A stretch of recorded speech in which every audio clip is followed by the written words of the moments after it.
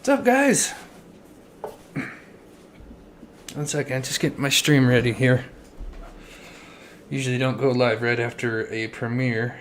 I'm just gonna set up my chat. What's up, Linda? What's up, Sleuth? And that was awesome. Thanks again for posting a missing child. Always. Anything I can do to help. Just give me 1 second here. Just pull up I use my phone for the chat as well. This is the screen. Just sometimes the screen, the words kind of, I can't see everything, so it's a little easier to use my phone here. Oh, did it really use that same thumbnail? I gotta look at this. 1 second. Did it really? Oh, it sure did. Oh, I don't know why it does that. Okay, let me change that for the people that are coming in. For some reason, so you can reuse your settings to make it like faster, so you have to like complete everything out and everything. And for some reason, when I click that, it keeps the thumbnail from the last live that I used. And so people are thinking, you know, because obviously I'm going to might be talking about something else, and then you guys come in thinking, you know, whatever. I got a Valentine's Day on that one, which is, I mean, we're going to be talking about the Delphi case, but still, that's kind of I don't know. Hopefully they'll fix that. It's been a bug for like a couple weeks now, I've noticed. So, thank you guys so much for that tuned into the premiere. I hope you guys enjoyed that. I'm sorry I didn't have the humor in it like I usually do. I just kind of had some hiccups today. It happens, but we roll with the punches. So how's everybody's night doing? What's up, Annette? What's up, Almeida? What's up, KJ? Let me catch up in the chat real quick. What's up, Diane? Google user. What's up, Ronnie Girl? What's up, Brady? Doug is an actor. He's no closer to all this. Oh, Brady's not a big fan of Doug, huh? I like Doug. I'll be honest. I like Doug. Compared to some of these other guys that have that we've kind of seen, these, you know, like Todd from, you know, from Florida in the Brian Laundrie case. I absolutely hated him. What's up, Lady M? Alright, so before we start, if you're newer to my channel, I'm Chris, and sorry, let me just set up my chat so then I can look up at you guys here. Just 1 second. I just want to make sure that popped up okay.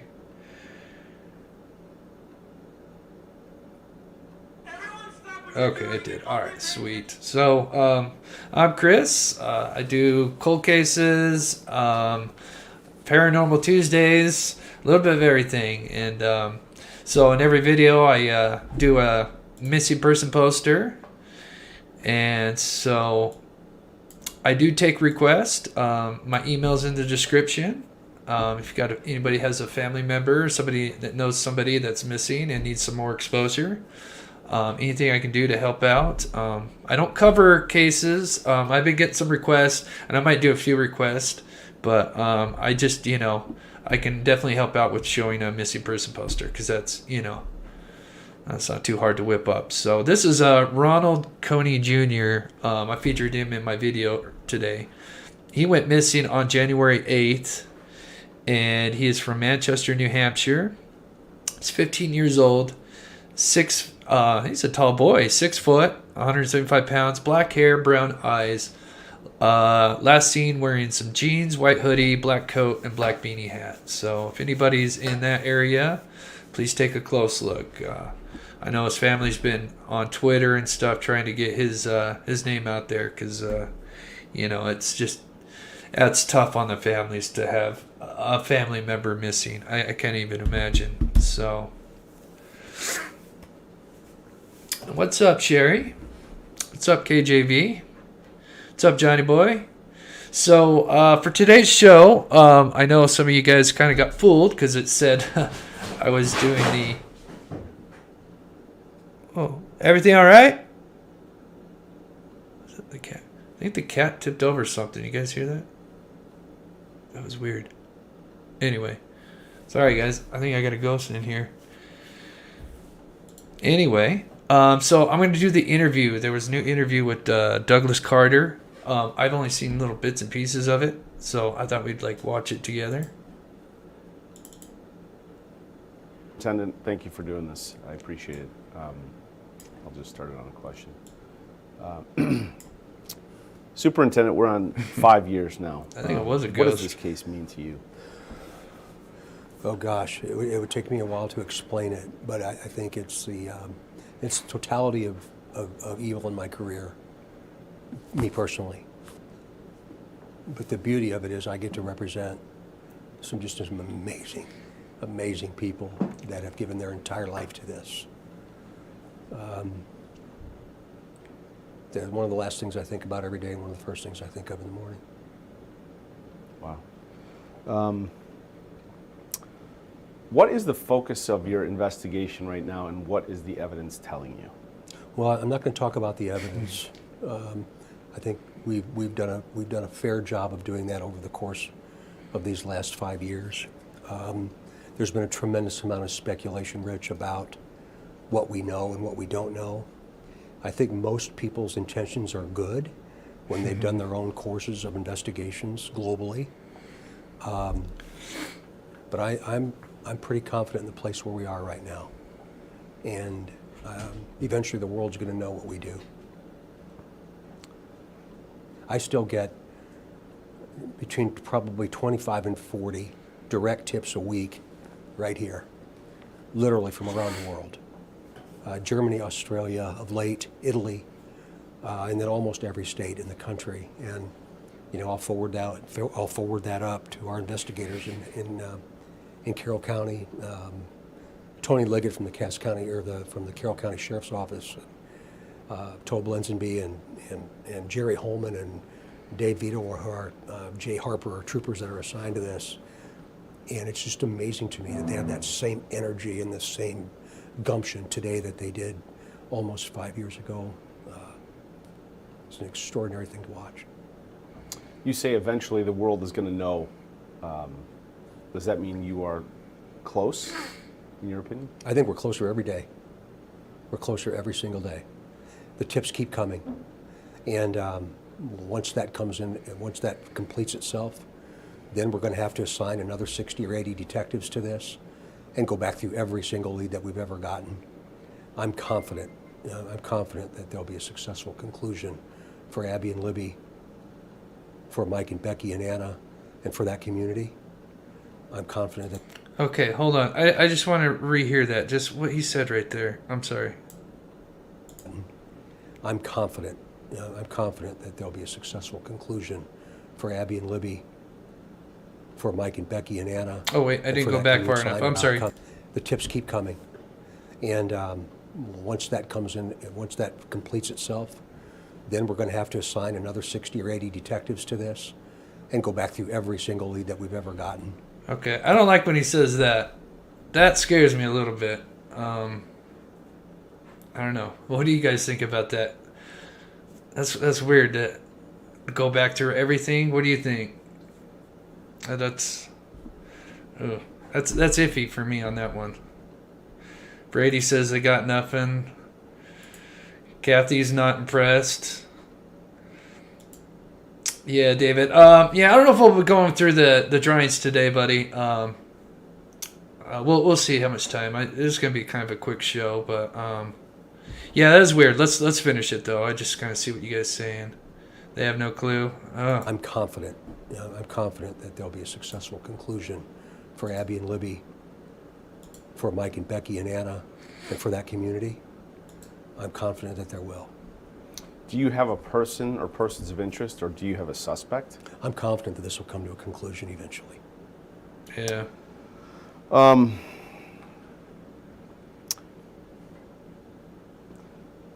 In the past, you've said... He's a nice guy, though. I mean, look at it. Look at the way he smiles. I mean, you can't help but say he's a nice, genuine guy. I mean, I don't know. Do you still think that? He's more genuine than a lot of these other guys that we've kind of dealt with. think that we're not going to singularly identify anyone right now, at least publicly. What's up, Amy? But again, we've done, we would be that I would be including that. I'm not included in that. The detectives that have been assigned this, task forces Hey, that have Biggie. been assigned this, have talked to hundreds, if not thousands of people. And again, one day we'll be able to tell you why we did that and who did it. Thanks for subscribing, in Zombiac. Early on, you released a sketch of, how do I phrase it? Early on, you released a sketch, and later you released a different sketch. Right. Why have the sketches changed so dramatically? Well, investigations evolve. One of the things that I've said consistently throughout this entire process, Rich, is that, remember, a sketch is not a photograph, but there'll be pieces and parts of that sketch that will make that photograph whole, Right. you see. So if we didn't evolve with information and we didn't evolve with what we know, then shame on us. Unfortunately, we're not in a position where we can tell everybody why we switch gears. Yeah. So I just want to add real quick because I kind of did a stream, and we might have to do that again because it was a lot of fun. I'll do. So what I did is I went and like got all these like old cases that had sketches, and then like compared them to the people that they were supposed to be, that, you know, when they were eventually caught and stuff. And they say, I think it's like 9% of sketches are accurate. That's there's really not a lot of studies, but that study says there's 9% of them are accurate. But so yeah, I kind of did a live stream where I just took all these sketches and I did some that were really good and then some that were just so off. But like the concept they say is it's like, maybe the nose or the eyebrows or the lips, something that on the sketch that stands out. It's not the entire. For instance, what was it? Ted Bundy's. The face was pretty. There was a couple of Ted Bundy sketches, but there was one where the face was completely off, but they had the hair, and especially the part where he has his, where he parts his hair was like spot on. And actually, you put those together, you could definitely, like, if you had seen that, even though the face is completely, off, but the hair where it's parted was like perfect. So, anyway. Why we make a slight turn to the right or a slight turn to the left. Oh, no. And that's where the speculation begins, and that's where the animosity comes, and the frustration. And I understand it. I do understand it. Because very selfishly, there's other than the family of Abby and Libby in that community up there, there's nobody that wants to find this monster more than me. In December, you came out and said, you asked for the public's help and saying, anybody who's communicated with this Anthony Schatz profile on social media, Right. please get in Hey, contact. Kim. Did What's up, Abby Jill? and Libby communicate with this profile? I'm not going to talk about that, but I am going to say that we learned a tremendous amount through that particular investigative course. What can you tell me about this man who has been arrested, the creator of this profile, Keegan Klein? All I can say about Keegan is that entire issue and the entire release Hey. has allowed us to glean significant investigative leads.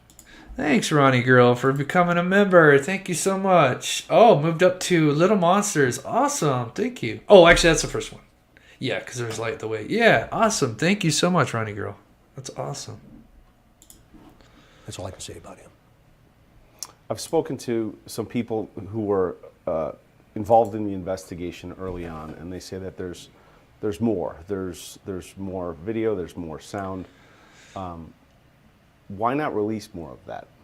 It's important that we don't show our hand, quite frankly, and very directly. We're not going to explain what we know about the killer. We're not going to do that. We're not going to explain some of the intricate details of the death of Abby and Libby. Unfortunately, one day we're going to have to, but then that's going to create a whole other issue with family and friends in the community and the like. So from an investigative standpoint, I'm not going to talk any more about it. The audio that you released, it says guys down the hill.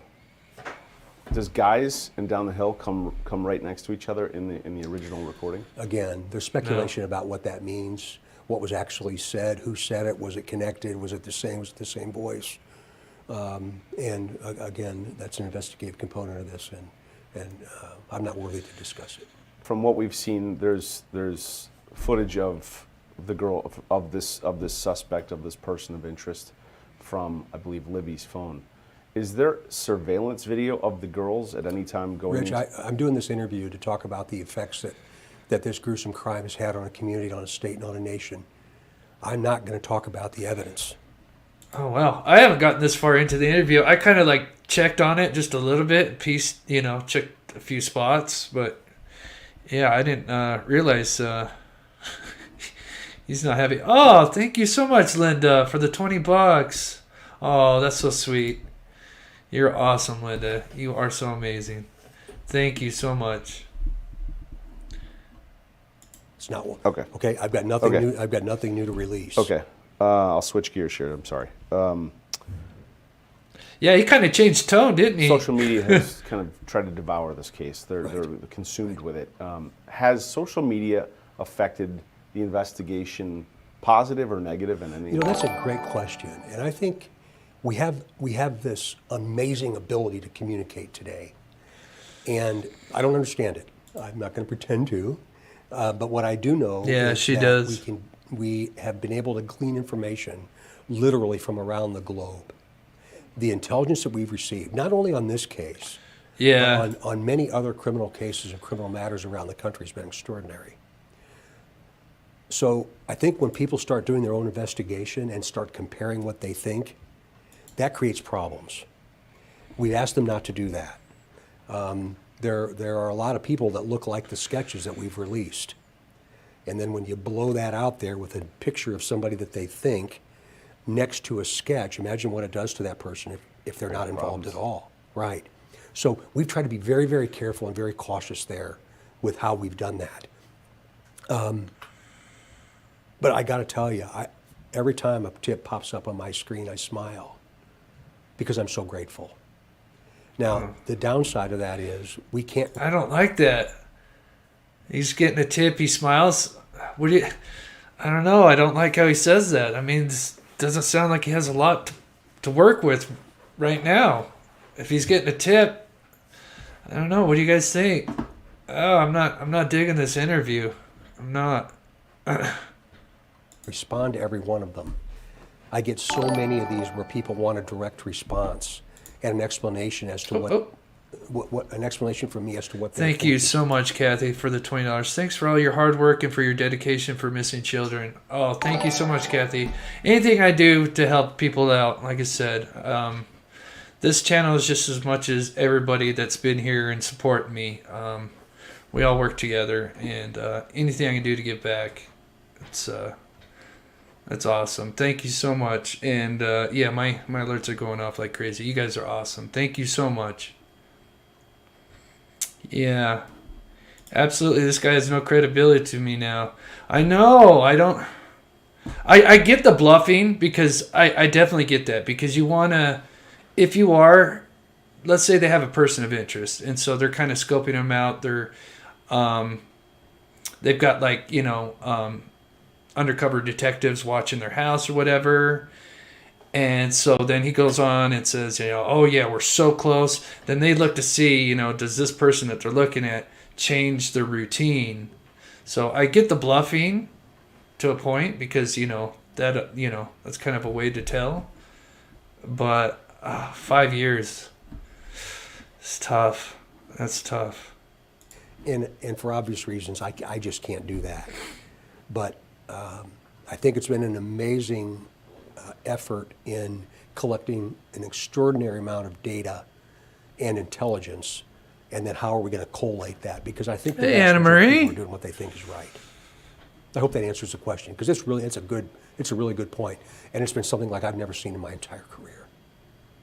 How can the public continue to help with this case? Keep doing what they're doing. Keep doing what they're doing. I hope that this has brought a light, maybe even a glimmer of hope, to monitoring what happens out there from a parental perspective, a peer perspective, a relative's perspective, a neighbor's perspective, whatever that might be, because again of the way in which we have the ability to communicate.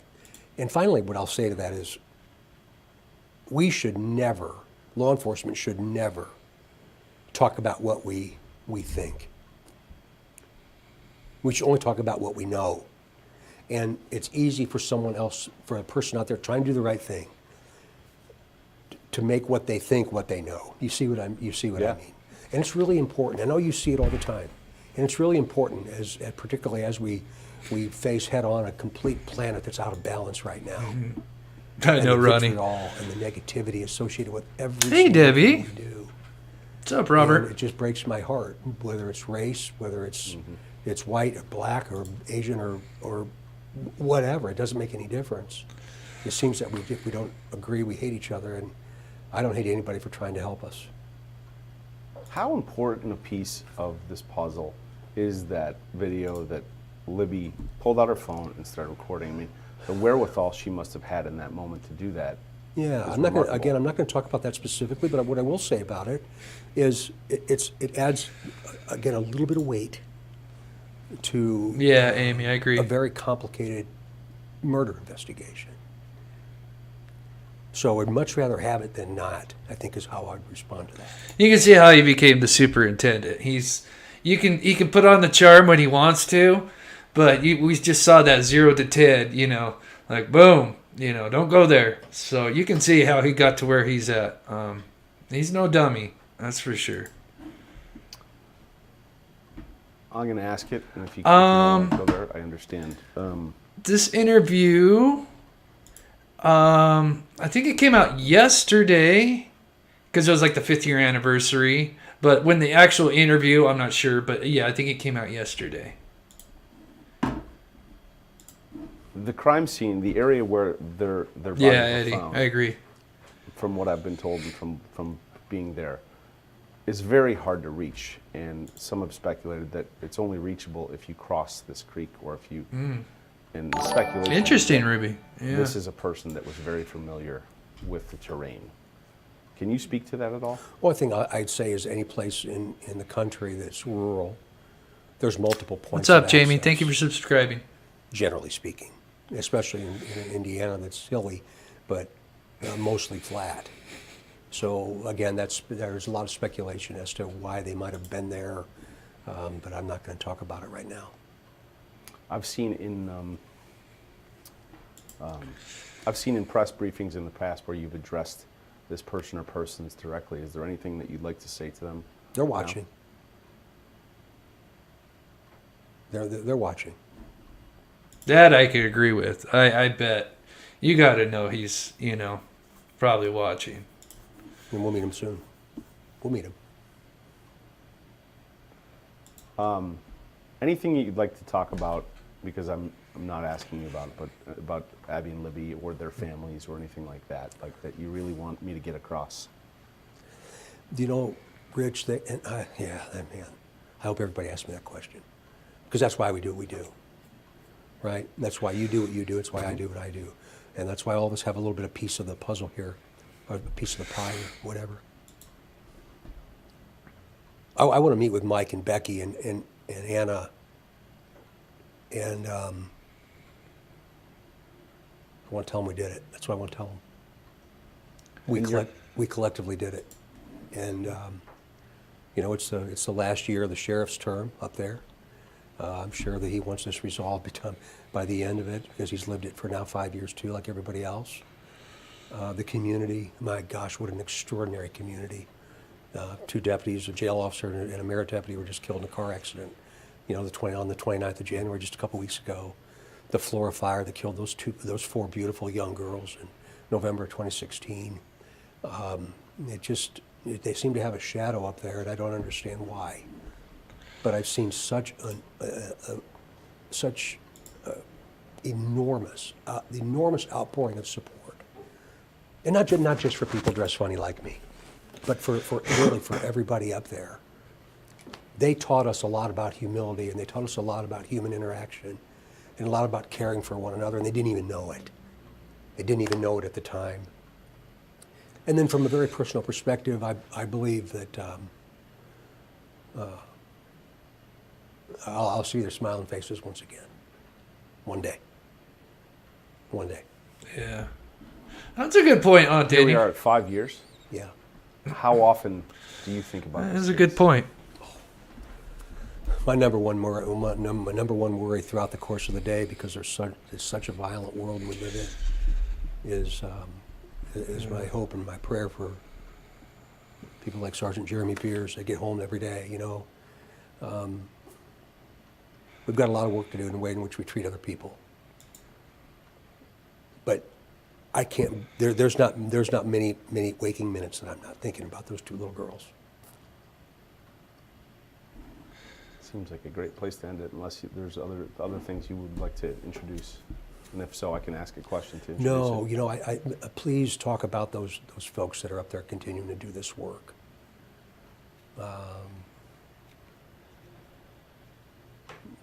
You mean the sheriff, The sheriff and Tony and Jerry Holman and Dave Vito and Jay Harper. And we have so many other people from our laboratory personnel that are so committed to this. Intelligence people that deal with it, work on it every single day. The U.S. Marshals, the task forces of federal agencies.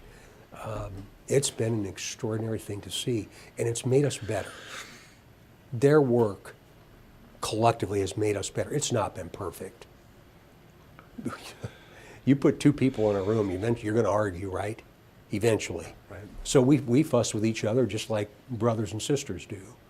But everybody's intent is the same. Everybody's intent is the same. And their life's focus is Abby and Libby. And then the family, and then the community, and then the county, and then the state, and then the nation, and then the countries from around the world that we've talked with. I guess with such violence and such horror, some good's come out of this. All right, guys. Yeah, like I said, a lot of that was new to me because I'd only seen bits and pieces of it. So, yeah, you're welcome, Johnny boy. I don't feel too good after seeing that, though. Especially after that one comment, about when the tip's coming in, we're going to go through everything again. When the tips come in, they're going to bring new people. Yeah, I think, though, it will be solved. When? Who knows? But I definitely think it'll be solved. I mean, you got footage, and they still have stuff that they could release. So, if they get forced to, another year goes by, then I think, because I thought with the 5th year they would probably maybe release something if they weren't close. But I definitely think it'll be solved. Especially if they're taking hair follicles from Kagan, maybe they do have something. Maybe it's, minute, but what do you guys think? You guys think it'll be solved? I think it's all they have for real. Yeah. Jebby agrees with me. Yeah, I think it'll be solved. When? It might be another year.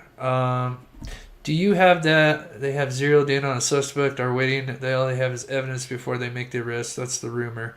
I've heard of that rumor. I have heard of that rumor. So basically, it's almost like they know who BG is. This is one of the rumors. I kind of believed it for a while. I don't know. After the 5th year anniversary, it's kind of put me back to almost in the middle. But it was kind of like they know who BG is now, but they kind of want to go for like the whole pedophile ring, I guess as you could say. And so they're still just finishing up other investigations and stuff and waiting for Keegan Kline to finish his court thing. But and it's been a while since I've seen the whole theory. I can't remember who presented the theory first, but that's kind of the theory, is that they know who he is and that they're still that the whole tips with the Keegan Kline and Anthony shots, that's to kind of like catch all these other guys before they bring everybody in. But I don't know how I feel about that. Probably a month ago, I'd say, yeah, that felt good, but I don't know. And then after watching Kaelin Klein's interview, I'm sure he's a big liar, but his interview, he just didn't seem like he really knew much. Let's just listen real quick, and then my second part of my show, it's like I said, it's not going to be a long show, but I'm going to talk about Kaelin Louder and what I'm going to be doing tomorrow. I think it's going to be exciting. So let's just take one more look at his little interview here. Okay. 30 counts of child pornography Let's just hear him one more and time. child solicitation in Miami County, Indiana, unrelated to the Delphi murders. He says, though, that Indiana State Police told him Anthony Schatz had been communicating with Libby before her murder. So why do you think Yeah. investigators are putting so much focus on you right now? I have not a clue. I think it's because they said I was the last person to talk to her, is what they've told me. And then she shows up at the bridge and they're abducted and later found dead. Right. And that was not you. No, 100% not. Keegan says he has no It's hard to say because, that she only gets, apparently it's like 25 minutes that they had this interview, but they only showed like five or six questions from him. So it's tough to tell if he's, a really good liar or if he's telling the memory truth. or knowledge of communicating with There's like a Libby, couple more questions and we'll just quickly investigators look at real haven't quick. confirmed if what he says is true. Yeah. Do you think you're going to be charged with anything related to Abby and Libby's murder? No. Yeah. No, I don't. So the state police haven't threatened that? No. No. Yeah. And Susan, we do want to reiterate once again that at this point he has not been charged with anything Yeah. related. Do you guys want me to match it up one more time? You guys love that. All right, let's do that, and then we're going to get into the second part real quick. I did that last time, and you guys liked it, so I'll do it one more time.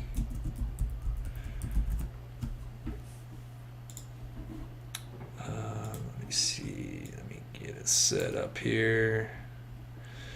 I'm gonna play the two voices. One's gonna be talking, and Down the Hill's gonna be going. So, because I always bring this up in my life, because I sounded almost exactly like my dad when I got a certain age. So, because I don't think it could be Keegan, because he's just kind of a little more heavy set guy, but his dad or maybe somebody he's related to. Okay, so I need this right here. Right? Yep. Okay. So we'll just we'll play it up real quick. Let's see. All right, let's go back. It's on you right now. Okay. All right. Ready? Here we go. We're gonna do the guys down the hill with him talking. Oops. I have not a clue. I think it's because they said I was the last person to talk to her, is what they've told me. And then she shows up at the bridge and they're abducted and later found dead. Right. And that was not you. No, 100% not. Keegan says he has no memory or knowledge Yeah. of communicating with Libby, and investigators haven't confirmed if what he says is true. Do you think you're going to be charged with anything related to Abby and Libby's murder? No, I don't. So the state police haven't threatened that? No. And Susan, we do want to Anyway, all reiterate right, once so again that at thought this I'd do it one point, more he time has because you not guys been charged enjoyed with that last time. anything So, anyhow, yeah, I don't, like I said, the phone could like really change the vocals a little bit. There's so many things, variables when it comes to the vocals. The acoustics in a room can change the tone. Yeah, I know. I like that, David G. There was there's some kind of traction going at one point where they're interviewing locals in Delphi, and they were just they'd interview them, and at the end they would say, "Can you repeat guys down the hill, to clear them?" And so, that'd be an interesting way to do it. But then, has his voice changed since 5 years? Especially if he was like a smoker, could have altered even more. So, let's see, where did I put that video? So, yeah, before I get into Kaelin Louder, I will be doing another video on Delphi.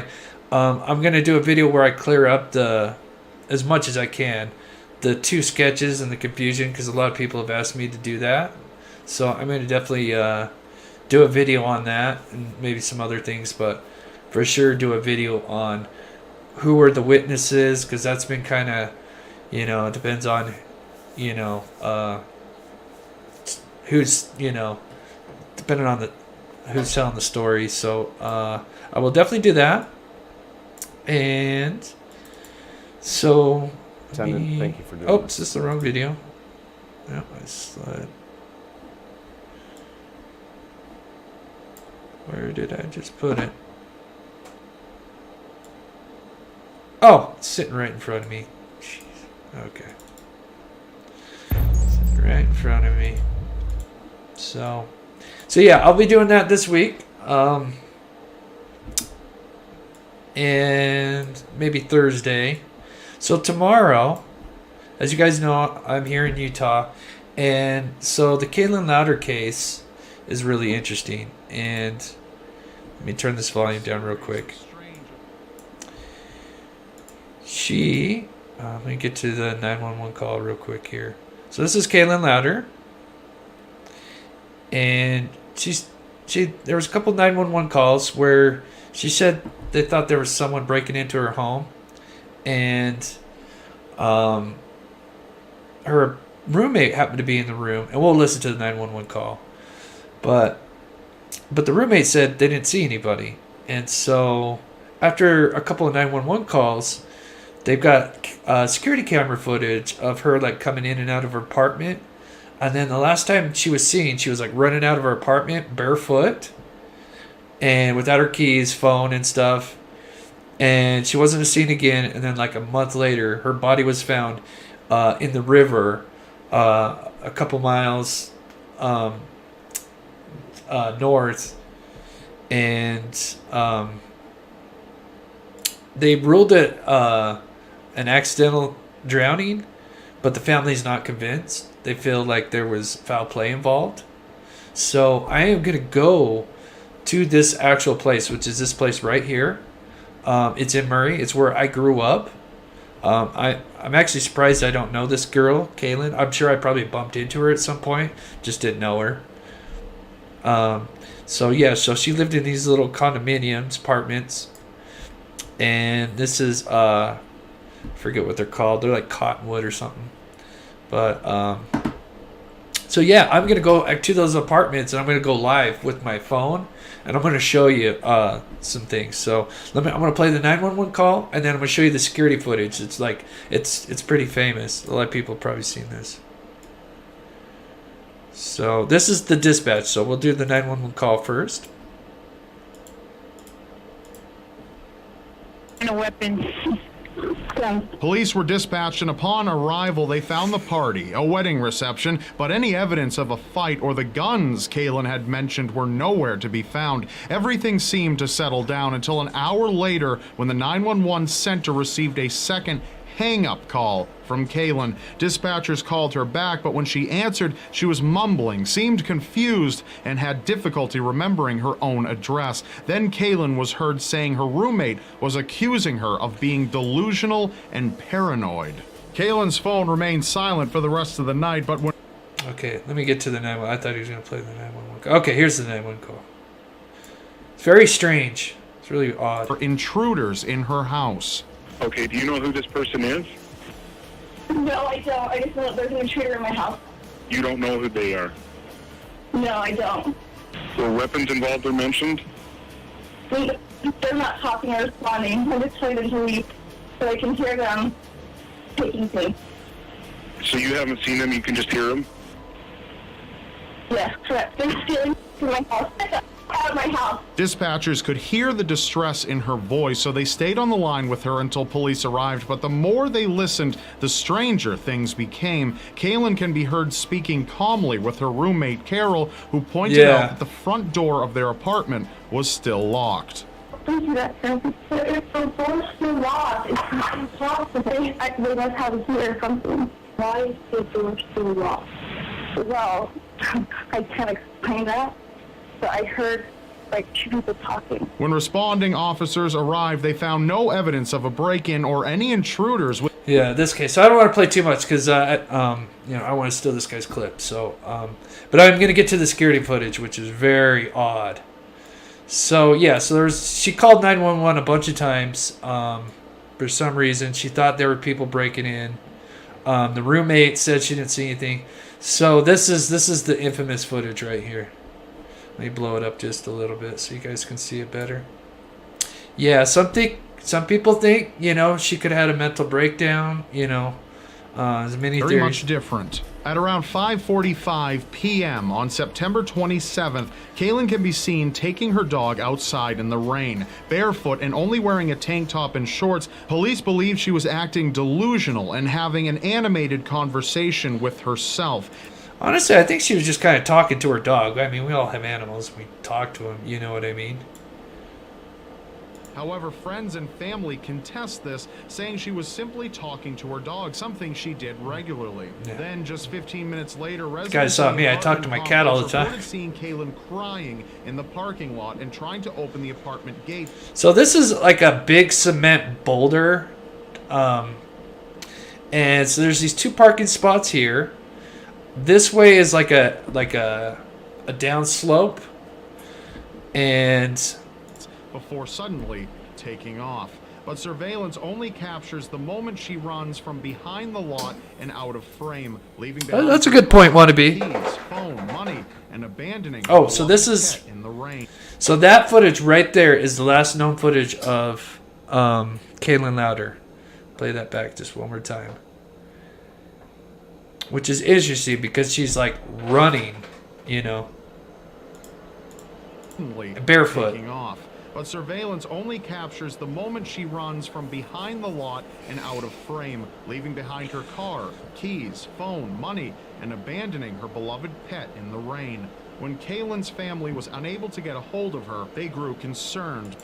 So there's one misconception. I don't know if he does it on this channel, but on that chapter, he said that the river was right here behind this rock.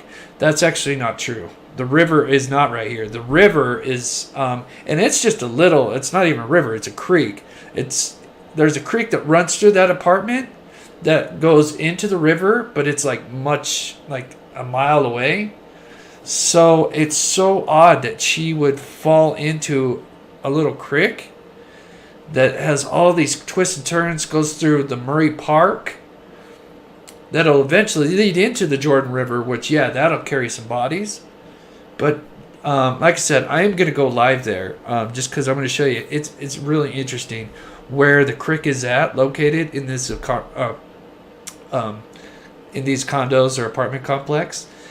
And so she would have been running down, and then she would have to I don't know. It's tough to say that there wasn't no foul play involved because she would have to gone through a lot to Kaelin's only captures the moment she runs from behind fall the in lot and out of frame, leaving behind her car, keys, phone, money, and abandoning her beloved pet in the rain. Thing that she might family reviewed the night through social aid. The plant quickly confirmed. So this is the Jordan River. So the Jordan River here, it gets pretty wide in certain places, and it fluctuates. Fluctuates a lot. And of course it was raining that day, but go about 20 feet away from the door. Yeah. So, sadly there was her. But her parents are not convinced. So, I thought I would just go and do a little investigation on my own because this kind of hit home to me. because I didn't hear about this story until I went to like Ohio. And yeah, so she was found in the water, but there was no water in her lungs. That's right. So they really thought it was very suspicious how it was an accidental drowning. They called it dry drowning. So I guess it's like you pass out. So even though you go in the water, you don't, you just kind of suffocate, but you don't, because you're not like breathing normally. So you don't actually get water in the lungs. So that's what the coroner believes happened. But so let's while I got all you guys here real quick before we end the show, let's go over the missing one more time. Actually, let's do two. So we got, this is Ronald Coney Jr. from Manchester, New Hampshire. He was last seen on January 8th. He's 15 years old, 6 foot, black hair, brown eyes. Has been missing for almost a whole month, a little over a month. Could be in Manchester, Deerfield, or Seabrook areas. So anybody in that area, please take a close look. Let's do one more here. I think she's still missing as well. This is Leah Brandon. She just went missing 2 weeks ago. 17 years old, brown hair, brown eyes. There's a $2,500 reward. She was last seen in Luling, Texas at a friend's house. She left during the night, and they have not heard from her since. And she is not active on social media and does not have a phone to track. You know, it's not like, people to leave without their phones. That's like their lifeline. So, what happened to the dog? The dog's fine. The dog is fine. The dog was, she brought the dog in the house, and then the last time she left, the dog's fine. So, yeah. So, but that'll do it, guys, because, I did a premiere. If you guys haven't seen it, I just uploaded Paranormal Tuesday. It's 2 stories about that come from the David Pilati's Missing 411. So if you haven't seen that, I'd go check that out. I appreciate it. So, but I think I'm going to end it there, guys. And so I will probably go live at the apartment complex probably about 1 p.m. Eastern time. Yeah, about 1 p.m. Eastern time. So during the day. So if you guys want to come check that out, we'll go. You guys can direct me. I can show you some stuff. You guys want to see something? I think it'd be interesting. So to actually go out there and investigate, it'd be kind of cool. So hopefully I'm pretty sure it's got good service out there. So I think, tomorrow, Karen. Yep, tomorrow. So, tomorrow about 1 p.m. Eastern, somewhere in there. I'll put a little community post just before I go out there. So, thank you, Ronnie Girl. Thank you, Debbie Jean. Thank you, everybody that donated. Linda Live. Oh my gosh, you guys are amazing. Tina Moose, thank you. Lady M, thank you so much. Sherry, Karen Vickers, Kim, thank you so much. Arctic Fox, Aunt Denny, Peggy, I'm so glad to see you here.